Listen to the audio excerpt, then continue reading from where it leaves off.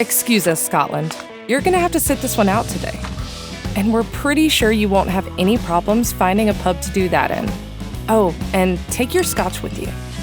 That's because we're talking about American-made whiskey today, bourbon and rye to be exact. Well, technically, rye can be made anywhere, but we're getting ahead of ourselves here. You know them and you love them both. But what exactly differentiates a bourbon from a rye? Let's break it down. First, these two spirits really do have a lot in common.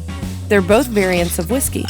Neither requires a minimum aging period, and both are distilled to no more than 80% ABV. But their differences make them two entirely different tasting beasts. And it all starts with the most important tenet of real estate.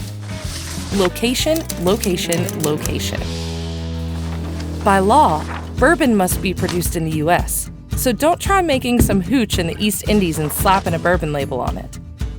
Rye, on the other hand, can be made anywhere.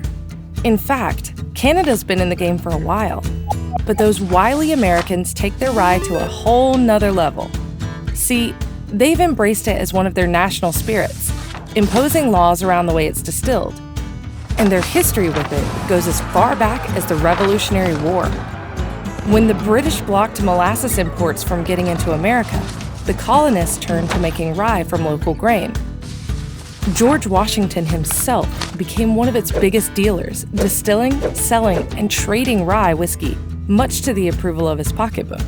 Kind of like an OG Walter White. What about ingredients?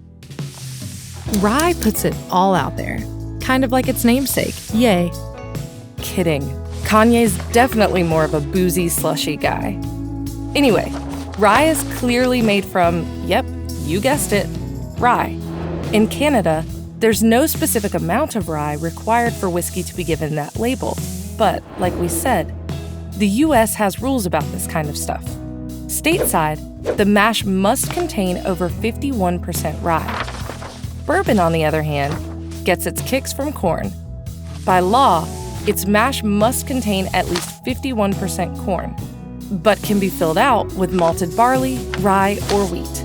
Oh, and no added flavoring, coloring, or additives allowed, just good old water. So, how does all of this affect the taste? If you've got a bit of a sweet tooth, bourbon will suit you just fine.